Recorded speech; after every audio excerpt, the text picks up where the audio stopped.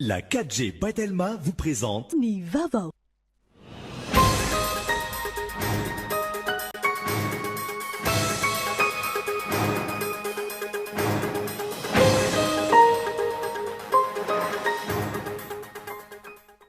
Mitaky fiara-miasa avy amin'ny manam-boninahitra ny eo anivon'ny folo andal ny fanarenana ny fifandriam-pahalemana eto Madagasikara. Tokony modely amin'ireo miaramila feheziny hatrany izy ireo. Izay nasongadin'ny ministry ny fiarovam-pirenena nandritry ny fanamariana ny andron'ny manam-boninahitra miaramila tamin'ity androany ity. Ny didim-panjakana mametra ny etra ho an'ireo teratany sakalava tao amin'ny faritany Toliara indray no resahana aminao anatin'ny zanam-pandaharana lasa ho amin'ny ity androany ity ny antsiprizy izay hitanao amin'ny mitapany faharoa vaovao. Eo amin'ny maresaka iresa-pirenena ny mahafiatrany ny tsindry amin'ny fitondrana iraniana na anatin'izany na eo amin'ny sehatra iresa-pirenena. Mihamaro ireo fihetsiketsehana manohitra ny fanjakana any an-toerana. Natitiny dravitra.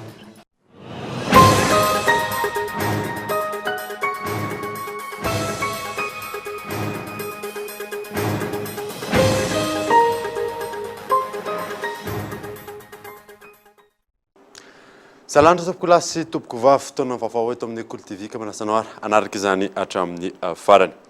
Nanamboatsika ny vaovao mitaky fiara-miasa avy amin'ny manam-boninahitra eo anivon'ny folo alina ny famerenana ny fandriam-pahalemana eto Madagasikara. Tokony modely amin'ireo miaramila feheziny hatrany izy ireo.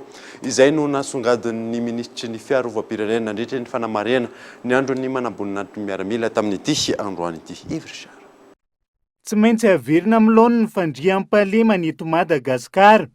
Mitaky fandraisana ndraikitra entitra avy amin'ny rehetra izany manomboka amin'ireo manam-boninahitra rehetra. Eny anivon'ny folo alina malagasy hatramin'ireo miaramila eo ambany fifehezany samihafa. Notsindrian'ny ministry ny fiarovam-pirenena nandritra ny fanamariana ny andro ny 12 janoary androany. Ny tokony hanana ny tafika malagasy toetra modely sy fakantahaka amin'ny fandraisana ndraikitra indrindra ho an'ireo manam-boninahitra miaramila. Ny fivorisika salam zao dia manamarika ny fahaizantsika amiray ina, fahaizantsika miara-miasa, railo ihany koa manatrika ny adidy rehetra izay mipetraka amintsika. Ny 12 janoary salam zao koa dia amiarenantsika ny fankalazantsika ny teo aloha ary amiarenantsika ihany koa ny fahatsiarovana ny akademia miaramila izay nandolovantsika tsirairay avy zany. Izay fantatra fa diany moa no loharan'ny poiran'ny manam-boninahitra malagasy ary zao fanaovantsika ny fankalazana ny 12 janoary zao dia mamerina antsika ihany koa amin'izany sekoly izay nivoahantsika rehetrarehetra zany. Ny 12 janoary 1770 no nidiran'ny mpianatra manam-boninahitra andihany voalohany teo anivon'ny akademia miaramila Antsirabe izay nisalotra ny anarana ainy. Lasa fomba fanao teo anivon'ny folo alina malagasy arak'izany ny manamarika ny andro ny 12 janoary. Ka hazakazaka ara-piraisakina ny ainga avetsy amin'ny ministeran'ny fiarovam-pirenena Paibe no nanamariany manam-boninahitra miaramila izany tamin'ity androany ity. Samy ezaka ampandrosan'ny komina Tatanany araky ny divina ho amin'ny fampandrosona ireo ben'ny tanàna voafidim-bahoaka manomboka izao. Isan'ny tetika asa lahara-pameana ary iombonany ireo ben'ny tanàna ny fanafainganana ireo asa mipaika amin'ny vatana amin'ny fiainam-bahoaka. Ivry saratra. Miroso avy hatrany ny asa fampandrosona ny komuna eto Madagasikara. Vona iara isa lahy amin'ny fanjakana foibe amin'ny fametrahana ny fitsinja ara-pahefana. Ho antoka izay fampandrosona miainga ny fotin'izay ireo ben'ny tanàna vaovao. Izay raha fehezina ny fanehoan-kevitra ireo ben'ny tanàna nanaovana fanadihadiana. Taorian'ny famoahany fitsarana misahana ny ady amin'ny fanjakana ny voka-pifidianana ofisialy. Ny 10 janoary lasa teo. Raha isan'ny komuna manodidina napetraka ho fitaratra eo amin'izay lafiny fampandrosoan'izay Tanjombato hatray. Ho tohizan'izany ka maro ny asa lahara-pameana hoy ny ben'ny tanàna vaovao. Priorité voalohany aloha izay efa nivinavinainay zany na tsy ao anatin'ny programma faritra efa dia amin'ny resaka éclairage public sy ny resaka fako. Zany tsy na tena andavanandro mipaika amin'ny fiainam-bahoaka dia mialohan'izany rehetrarehetra zany misy fanentanana fobe ataonay anatin'ilay programme fiarahamonina mirindra ahafahantsika zany tena manantanteraka marina ilay zavatra resahana fa tsy resaka eny ambony latabatra na tamin'ny propagande fotsiny fa tonga dia ampiarina eo anivon'ny komuna izay miainga any amin'ny fokotany tsirairay avy. Isan'ny zava-dehibe amin'ny fametrahana ny fampandrosoana eny fotony sy ny fitsinja ara-pahefana ny fampidira-ketra, ny fampandraisana anjara ny mponina amin'ny raharaha samihafa eny anivon'ny commune, ny fitantanana mangarahara, ny fanaovana tatitra amin'ny asa vita, ary farany ny tamberina andraikitra. Teboka izay namafisin'ireo ben'ny tanàna vaovao fa ho jerena hanaingana ny tena fampandrosoana ny Madagasikara. Tontolon'ny fampianarana, mpampianatra navita fiofanana miisa 2.20 no nitolorana fifanekena arak'asa ho mpiasa-panjakana tamin'ny fomba ofisialy tao Sofia. Ireo mpampianatra ireo izay aparitaka amin'ireo commune ambanivohitra ao amin'ny faritra. Ka eto Andretsilavo. Misa 4-20 menada ireo mpampianatra navita fiofanana teo anivon'ny KNFP ary 7-30 menada teo anivon'ny fampianarana teknika no notolorany ministeran'ny fanabeazam-pirenena sy ny fampianarana teknika ary ny fampiofanana arak'asa ny contrat de travail na ny fifanetena arak'asa ho an'ny TP Sofia. Miankina amin'ny fampianarana no avy ny firenena, hoy ny tale generaly ny ambaratonga faharoa sy ny fanifanana ho an'ny daolobe, ka hitondra olom-baovao ireto mpampianatra ireto. Izay vokatra efa vita dia efa nozaraina afahan'ny zareo androany dia efa manao prise de service. Ireo no solofo sy dimbin'ny ala ka ataontsika ankitsipo tsy ataontsika antsirambina izany asa fampianarana izany. Efa nahazo fiofanana mora teo anareo ho an'izay nandalo tao amin'ny centre régional de formation pédagogique ka mino izahay fa tsy hanano sarotra izay fandraisanareo ny asa fampianarana zay. Ao anatin'ny fanatarana ny kalitao fampianarana izao fandraisana mpampianatra sy ny fanapaharana azy ireo eny anivon'ny commune ambanivohitra izao. Tonga tamin'ny fotoana ny dokavarotra isika aoriana izay natatsika ny zanam-pandaharana ny lasa ao amin'ny ity androany ity. Eo ihany koa ny olan'ny lapan'ny mpanjaka ao Nosbe Elville. Rehefa aveo.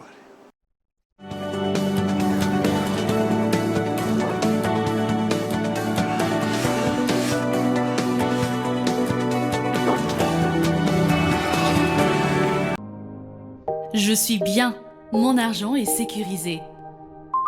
Je suis libre, tout mon argent est disponible immédiatement.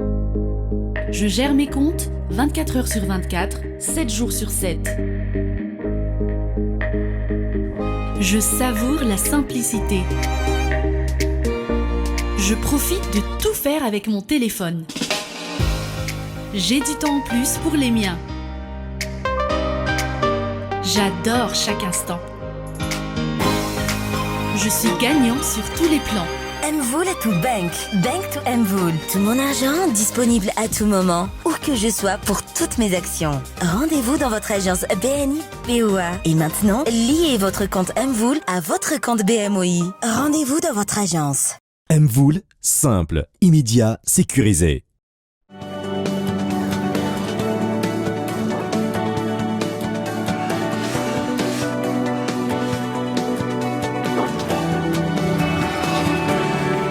Veneto amin'ny fampalalam-baovao isika.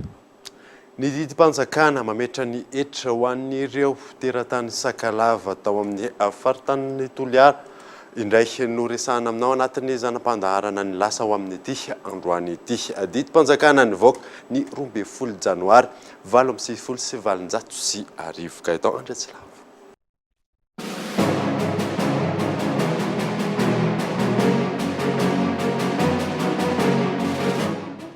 Ny 12 Janoary 2024 nivoaka ny didim-panjakana nametra ny hetra tsy maintsy alohan'ny Sakalava andray vola faritany Toliara.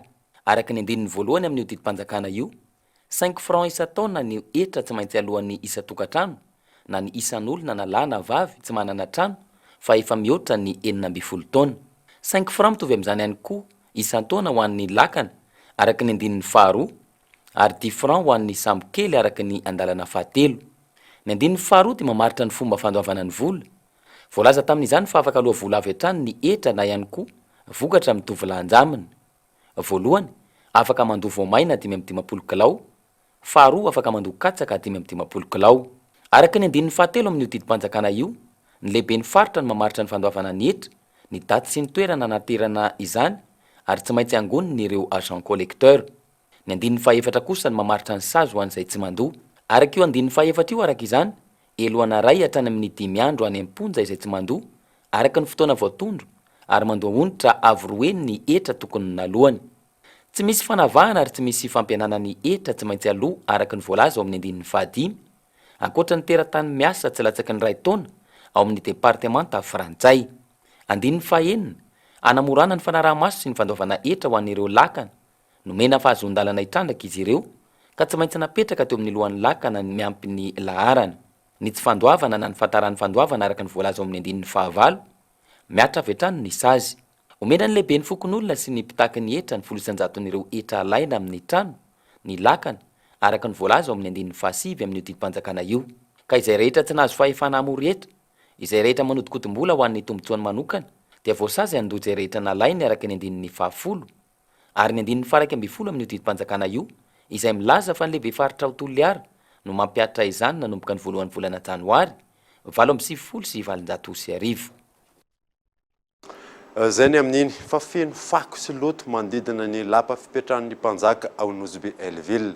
Mitaraina araka izany ireo mpanjaka ary nanamafy fa voahosihosy ny asana sy ny fomba nodrazana. Ka eto indray tsy lavatra. Ny zomba na hoe lapa dia trano fipetrahan'ny mpanjaka ka maro karazany ny azo atao sy ny tsy azo atao manodidina izany, indrindra ny fady sy ny lalàna ao anatiny sy ny ety ivelany. Raha ny eto amin'ny zomba ny mpanjaka ny sakalavany be mihisatra eto Andavakitoko Nosby, isan'ny mampitaraina ireo fianakaviana ny loto sy ny fako manodidina ny zomba. Io zegny isan'ny mampalahelo veo mahamenatra devant ny zomba ediny loto, ary loto hitanao io tseriky jiaby izy, mbola fako ny hitanao io.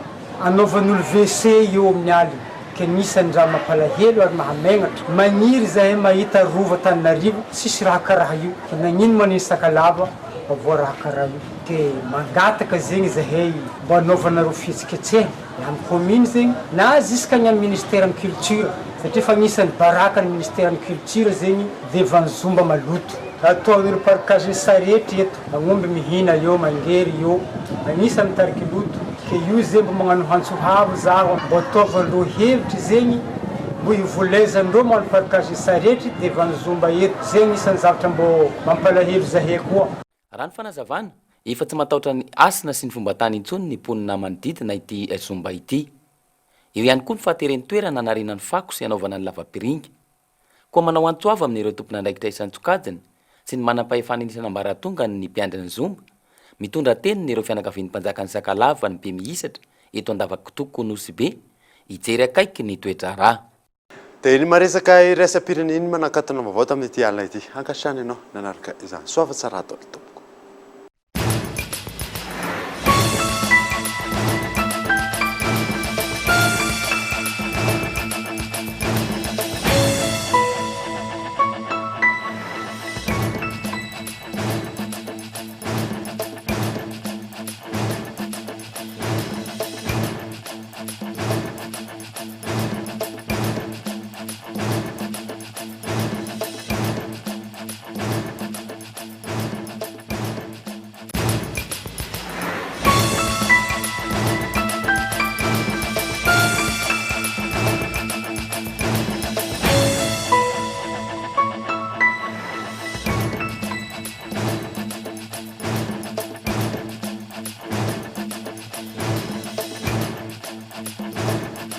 La 4G by Telma vous a présenté Ni Vaovao.